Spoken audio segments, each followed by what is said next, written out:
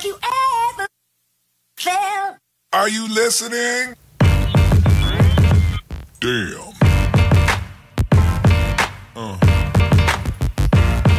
Yeah. Hey YouTube, it's the Pied Piper.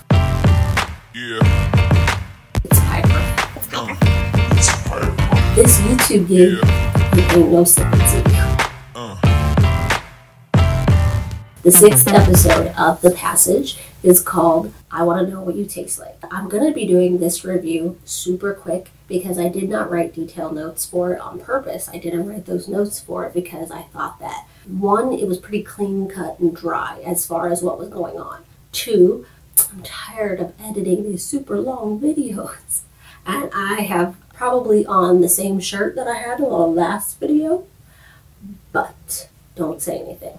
I am wearing makeup even though my skin is still rebelling against me. If you know any good skincare for people with combination skin, let me know in the comments because I have been trying everything. But anyway, The Passage is on every Monday, 9/8 Central on Fox. So where we left off last week is David Winston had Juicebox, Dr. Pet, aka Dr. Stupid, and Horace Gilder, the director of the DoD, was there, and he's basically trying to get them to weaponize all of these virals. They call them virals, but they're vampires, and I kind of like that every person is like, just call them vampires. Because in the episode before the last episode, even Dr. Lear was like, they're not called vampires. And then he called them vampires when he was talking to Dr. Sykes in the next episode. So this opens up with Brad and Amy stuck in the elevator after Winston's attack on Brad, which Amy thwarted by screaming really loud like a siren and hurt David Winston. So they are in this elevator and it's obviously locked closed because they're trying to shut down the Project Noah compound because David Winston is on the loose. Clark Richards knocks on the elevator door and he's like, Walgast, you in there? And I think it's weird that everybody is called by their last name, except for Clark Richards, who I call Clark Richards and not his last name. But Brad tells Clark Richards that they're in there, and just as he's trying to get the door open, Amy is on the floor and she has come to from when she fainted after she did the siren scream. She's like, where am I? And one of the first things she says in this episode is, I need my book, or where's my book? Something along those lines. And Brad is kind of like, shake it easy, sweetheart. We got bigger fish to fry. But she's like, I need this book. Now, part of me, when I kept hearing her say that, especially like I pointed out in the last episode, she said that as they were running to make their escape from Project Noah. And I'm thinking, girl, you have bigger problems than this book. And in this episode, the book becomes such a plot device. And not in a bad way, it's just a plot device. It's driving the plot because all of Amy's actions are based off of this book and not getting it. And more so to the fact that Brad is just not really hearing her when she's telling him, I need this book. He's not really taking her serious. And at first, I was like, Amy, girl, shake it easy. You'll find it when you find it. But as I started to watch and consider things, Amy has displayed a lot of very adult behavior. She's very mature. She's very meticulous. And so I think that I got caught up in the idea that Amy is so mature, and I didn't realize, like, hey, she's still a little kid, though, and this is what matters to her. And if you have kids, you know when they like something, they like it. And they're willing to fight and bite you if you don't give them what they want. So I had to look at it with fresh eyes as her being this 10-year-old girl in a very unfamiliar situation. She's already had her mother die. She's already had all this stuff going on, and she needs that constant, which is her book. And Brad is not really listening. Their connection was so instantaneous and so deep that you really don't see her ever really buck against Brad. In this episode, though, she does buck against Brad, and she starts getting really annoyed because in the elevator, Brad tells her that scream thing that you can do and the whole reading mind situation, don't tell anybody else. And at first, I was like, okay, yeah, like I think she should get why they need to keep it a secret. But then they get out of the elevator, and so they're in this room, and Director Gilder is there. And they're constantly talking about how they're going to find David Winston and what they're going to do. And I was really annoyed when I saw Horace Gilder. One, because I was like, Winston was out and could have done so much more damage, and he literally did not drink Director Gilder. I was hoping he did. And plus, IMDB said he was only in 1 episode. Clearly, it's 2.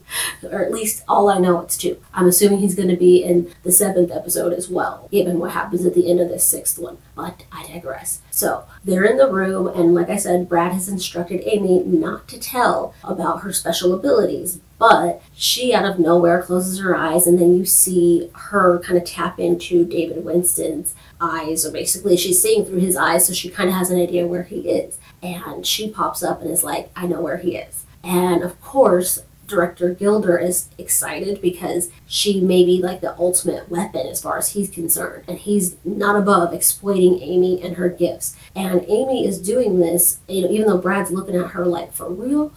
Didn't we have this talk that you weren't going to tell anybody? But she's acting out based on the fact that she's not being heard. In her mind, she hasn't been listened to. Brad is not hearing her, so she is obviously going to rebel and bump up against authority, which is Brad, or at least has been Brad. So then she gets really, really bratty, kind of. And like I said, I'm not saying it in a bad way because Amy has been very mature to this point. So it's kind of necessary for her to still be a kid and have kid thoughts. And this is the way she knows to get her needs met, is to act out and lash out against those that are not meeting her needs. So Director Gilder is super excited because he's like, yes, I knew you could read minds and do all this other stuff. And so she volunteers to help them find David Winston. And Brad, of course, jumps in the middle of that and is like, no, she's a kid. I'm not letting you take her. And she throws the guilt card at Brad by saying, he's going to hurt a lot of people. I want to save these people. She doesn't say that specifically, but that's the way I just envisioned it. Of course, Director Gilder is all for taking Amy out on this little expedition to find David Winston because he doesn't care whether she lives or dies. And we know that Director Gilder is everything that Brad said that he was,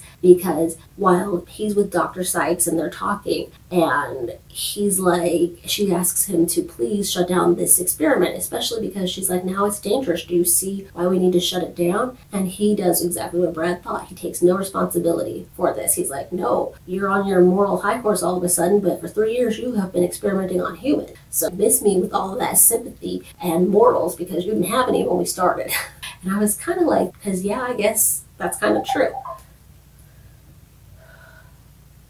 Always Instagram, I swear. Only during reviews does that thing go off, because I just did a video prior to this and that didn't go off once. So, anywho, Director Gilder takes Amy, and like I said, Director Gilder and Dr. Sykes interface, and he's not willing to shut down this thing at all because he's said, you finally have given me some reward out of this whole thing, which I'm guessing is Amy's abilities. So as soon as Clark Richards goes to pass Dr. Sykes, she stops him and is like, please protect Amy and don't get yourself killed. She's like, I don't want you to die. I definitely don't want you to die when we're in an argument. And it's so sweet. Their relationship is super complicated because he has this whole side relationship with Shauna Babcock. Speaking of Shauna Babcock, we get to see a lot in this episode of how the interaction went between Dr. Sykes and Shauna Babcock. And we see that they actually created not a friendship per se, but a relationship that was not necessarily built on trust, considering what they did to her. I think she just had sympathy for her. And so Shauna Babcock tells her, when she's visiting her and seeing how she's responding to the virus at the very beginning when she was injected, she is talking to her and she's like, it's boring here. All I have is this little tennis ball. Can you hook me up with some horror movies? And Dr. Sykes makes the joke that the only horror movie that she's ever seen is I Know What You Did Last Summer. And I was like, man, you have been missing out. So Shauna Babcock coerces her into getting not only a horror movie, but also some pizza.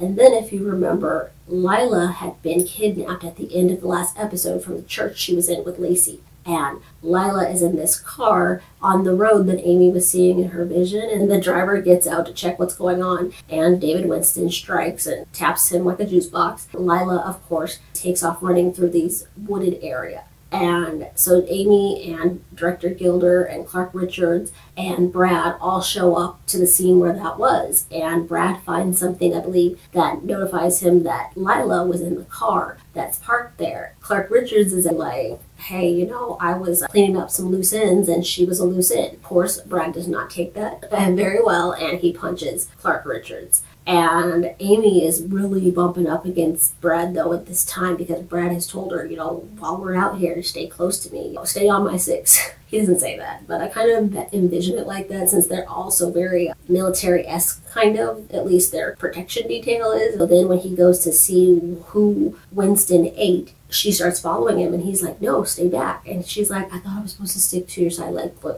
And you know how when kids get annoyed or they're being rebellious, they will take everything you said literally and act out just to make you snap? That's kind of what she's doing. And so then she ends up pinpointing where David Winston is. And Director Gilder has said Brad can't ride in the car with him, it's just Amy. So you can already see that he's kind of capitalizing on their rift that they're having, or the animosity that probably can be sensed in the air between the two of them. So she rides with him, and Brad rides, I believe, with Clark Richards. Maybe not, he just rides in the next car. So they go into the woods, because that's where Amy says that she had seen him in her vision, that's through his eyes. And she says that he's with this old woman in the house. And then we flash to there, and Lila is actually in that same house with the older woman. And Winston obviously bit her, and we learned that the virals can create other virals. But you know how with the virals, it took a while for it to set in, and they didn't just immediately turn into like a vampire or start deteriorating. The original virals, who have been injected with the serum that was made by Dr. Lear and Tim Fanning, gradually deteriorated instead of immediately turning. And I think that it's interesting that when David Winston bites that older woman, she actually turns into a viral very quickly. So Brad and everybody comes in, and they find that Lila there, and of course they take Lila with them, and I'm not going to bore you with exactly what happens because it's not really the meat and potatoes of the story. But we do flash to Dr. Lear, and this review and recap is not very linear, so follow along. This all happens within the episode, but it may not be in this order. So Dr. Lear is with Elizabeth, and he's super excited and hugging her, and he doesn't divulge immediately why she suddenly changed. Then they bang, and I'm like, David Winston is on the loose. There's clearly something going on at Project Noah, and Dr. Lear is still trying to get himself a piece right in the middle of chaos. Whatever, that's always been so weird to me when I see any show and people do that. Like The Walking Dead did that when Rick gets with Lori, and even when Lori is with Shane, that happens in The Walking Dead too. Like they're in the middle of chaos and they just decide to bang in the woods, or it's just weird. So they end up banging. And then while they're laying in bed, Elizabeth tells him that she has done a lot of research on Alzheimer's, and she knows that nobody comes back from it. So she is naturally curious as to why she came back from it. And so Dr. Lear has to break down and explain to her what happened and what's basically going to happen to her. And she is not happy about it. She doesn't do anything crazy, but she's just not happy about that, because she doesn't want that. And she also divulges to Dr. Lear that Tim Fanning appears to her in her mind when she's confused and not knowing who she is or anything like that. Tim Fanning appears to her and tells her that he's going to help her. Dr. Lear dispels that whole thing for her, because he tells her everything and what's going to happen to her. And obviously he's worried. So we'll flash back forward to David Winston, and we discover that he has not only turned the old lady, but he's also turned like random people. Then we have Director Gilder and Brad and Clark Richards and Lila and everybody together. And Amy is still being really defiant, and she does like Lila. So she's kind of sticking to her while they're looking for David Winston. So then we see more backstory between Dr. Sykes and Shauna. And Shauna has not been visiting Dr. Sykes for whatever reason. She's never been pushed her consciousness into her mind the way that all the other virals can do, and like Tim Fanning has done regularly, or anybody else. She ends up doing that. She pushes her consciousness into Dr. Sykes' mind, and Dr. Sykes was like, hey, what took you so long? I haven't seen you in a while. And she's like, cut the BS, sweetie. I trusted you, and I want to know what you taste like. Roll credits. So Director Gilder and everybody's still looking for David Winston, and Dr. Sykes and Dr. Lear actually decide, hey, since Amy is seeming to take or at least bond with this virus or this serum that they have, they're thinking that if they use some of that to give it to Elizabeth, maybe they can stop her from turning or deteriorating. And Dr. Sykes is really trying to figure it out, but then unfortunately Tim Fanning's antibodies or Tim Fanning's blood just fights that, and so for whatever reason it's not going to work. And Dr. Lear just looks so downtrodden and so devastated because he just got his wife back and he knows that eventually he's going to lose her and lose her quickly again. So Dr. Sykes and Dr. Lear decide together that we need to kill all the virals while Horace Gilder is gone, so they set into motion a plan to kill them before Director Gilder gets back. We fast forward, and we have Amy, and we have Brad, and we have Lila, and they go into this building to try to find David Winston, and I guess he's turned all these people down there. And so they're fighting them, and they're like, oh my gosh, they can reproduce or procreate by biting other people, and they do it very quickly. Horace Gilder is also in the building too, and they're all, fighting off these things, and I keep thinking to myself, somebody please eat Director Gilder. Just eat him. Just totally juice box him. Of course, nobody does. David Winston tries, but he's only one vamp. And so Brad overhears exactly how much this book means to Amy. She has thrown every little kid, tactic at him. She said, you're not my dad. Why do you even care what happens to me? And I so wanted him to say, I could be your dad. I don't know why I wanted him to say that. I just thought he should have said something profound. But he doesn't. He does learn that the book is actually one that her mom gave her. And so it sheds a new light on her childish obsession with this book. It was the last thing probably that her mom gave her. It's the last piece of her mom she has. Of course she wants it. But she's not as tough as everybody tries to make her seem. And she does apologize for being a brat to Brad. And David Winston gets killed. Let's just put it out there. He gets killed. It's not that important because I kind of already knew he was going to die. He was going to be the sacrificial lamb. Even though Tim Fanning did appear to David Winston and tell him, dude, you need to ease up. This is not what part of the plan we created. So we do see them talking because, as we all know, Tim Fanning is the HVIC. Dr. Sykes, when she's talking to Shauna, learns that Shauna and all the other virals plan to kill everybody at Project No. So that's another thing that drives Dr. Lear and Dr. Sykes to eliminate all the virals. Finally, we have Brad opening up a little bit more to Amy and telling her about his daughter and how he had to watch her die and that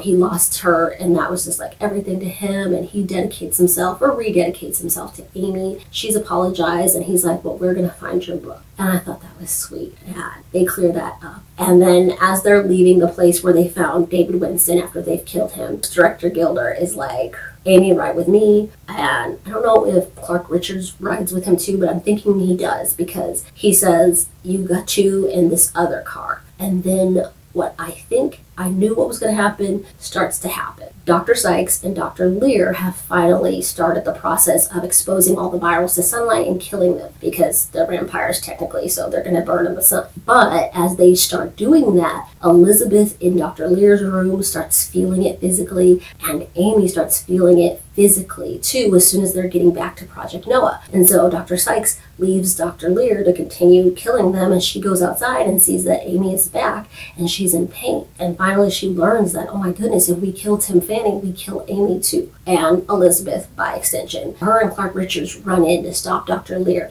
before he kills him because it's going to kill the other people. They stop him. She doesn't die. But Brad and Lila are whisked away and dropped off in the middle of nowhere. I don't know. They're separated from Amy, and I don't know how they're going to get back to her. I don't even know where they're dropped off, but that's what we discover, that Horace Gilder had this plan to ditch those two, because all he really wants is to weaponize Amy. So that's his plan. The way that they played the relationship out between Brad and Amy in this episode cements their connection, because I did feel like their connection built so quickly that you don't really know where it comes from. I mean, you have an idea, like a hint of an idea of why Brad's so connected to Amy, but it cements itself more in this episode, and you see just how close they are with each other, and they hug and everything. That's what happens in The Passage, episode 6. Very fast, like I said. It's super fast because I didn't write as detailed notes. The next episode, I don't know if it's on Monday. I've heard a lot of shows saying that they're not on Monday or on next week, so I'm not sure if it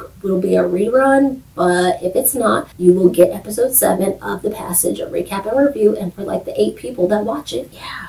If you found anything in this episode that maybe I didn't remember, or if you found any hidden Easter eggs that I should know about that I didn't cover, leave it in the comments. If you're watching The Passage, leave it in the comments and let me know what you think. Definitely give The Passage a review someplace on the internet because it's getting bad reviews still. Like I always tell you, like, subscribe, comment, share, smoke signal, carrier pigeon, Morse code, wind talkers, I don't know, 2 cups in a string, 2 cans in a string, tell somebody who knows somebody, knew somebody, hey, Piper's got a new video. And I will see you next time. Bye, Have you Kiki. ever felt?